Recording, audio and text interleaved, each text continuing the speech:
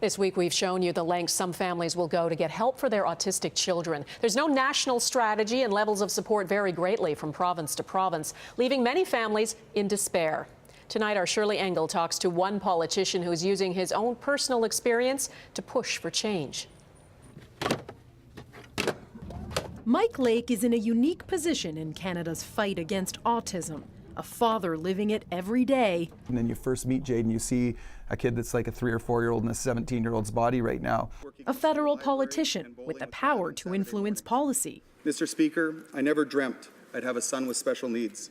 But even Lake admits tackling the crisis is not just up to Ottawa. The provinces are receiving 50% more in funding today than they were in 2006 for education, healthcare, and social services. And so they have what they need to make those better decisions. While Ontario and Quebec have the longest wait times in the country, children in Alberta are seen almost right away. The NDP says that is Ottawa's problem. The federal government has disengaged, they've left the table, they've abandoned their role in healthcare, and so the provinces are left to go it alone, and so these inequities continue across the country. The federal government is investing in some other key areas, state-of-the-art research on the causes of autism and vocational training for adults with disabilities.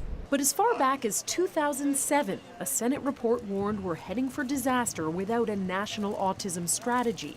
Liberal Senator Jim Munson has been campaigning for a level playing field for services ever since. These children will grow up to be adults, and the parents will be gone. And what are we going to do with them then?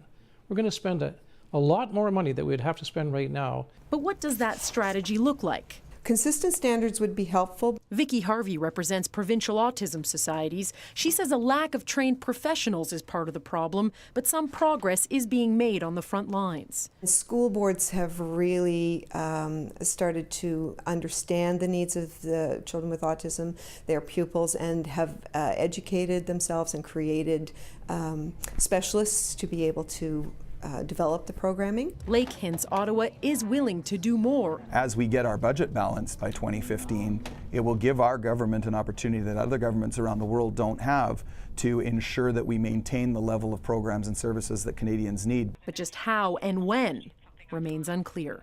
Shirlee Engel, Global News, Ottawa.